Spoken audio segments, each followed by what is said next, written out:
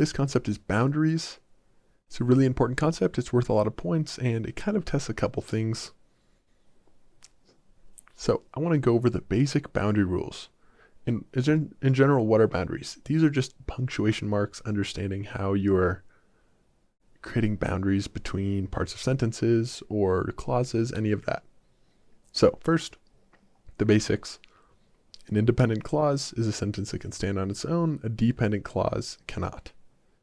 So between two independent clauses, you can use a couple things. You can use a period. You can use a comma with a fanboy, which is the words like for, and, nor, but, or, yet, or so. And you can use a semicolon. Colons, these introduce explanations or lists, but they must follow an independent clause. So for example, she packed everything for the trip, that's an independent clause. And then colon, the list of things she packed for this trip. Awesome. And then commas, parentheses, and dashes. These can all set off non-essential extra information. And once again, this is a comma without a fanboy. So for example, my brother, a talented musician, plays in a band. It's a great example of how, right, a talented musician is non-essential. So you can eliminate that and the sentence still works. My brother plays in a band. And same with the other two. So the museum, which was recently renovated, is now open. You could also just say the museum is now open. So these are just offsetting non-essential information that might just add extra details. Or the teacher, always full of energy, made the class fun. The teacher made the class fun. So finally, semicolons can be used to separate items in complex lists. A complex list is a list that has items that have commas within the item. So for example, in this one, for the SAT, I studied, so here's the list, math, grammar, and you might be wondering, why don't you just use commas between these? But let's keep going. Reading and test strategies, comma, like time management and process of elimination. So the things are math, grammar, reading, and this is all one item. But because this item contains this comma right here, you can't use commas to separate each item, as that might get confusing, so you can use semicolons. Just be aware of that one. They like to throw that in every once in a while and trick you. But these are the main ones.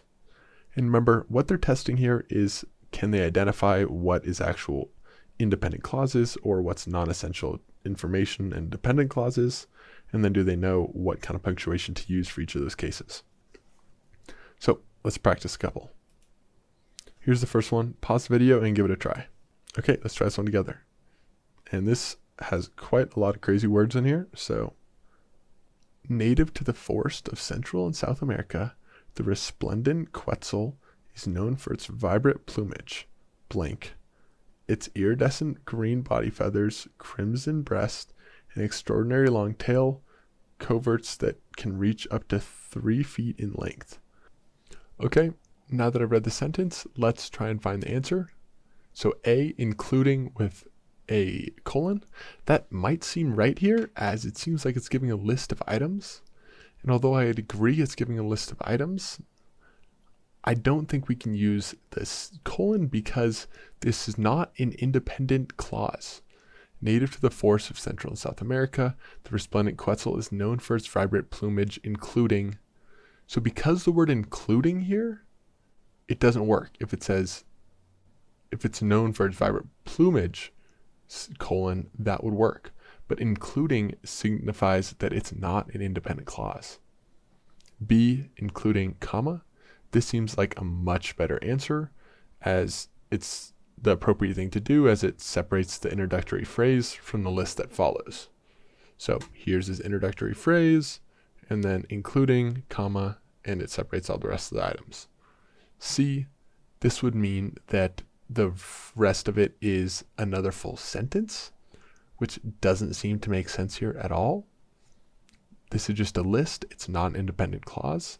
So C does not work. And D, you need a punctuation mark here, as it fails to separate the introductory phrase from the dependent clause, which is the list. So you need this comma to signify the list. So B would be the correct answer, including. All right, let's give this one a try. The first modern Olympic Games, blank, held in Athens, Greece in 1896, featured athletes from 14 nations competing in 43 events.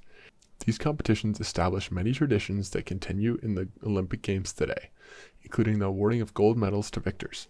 Okay, so let's figure this out.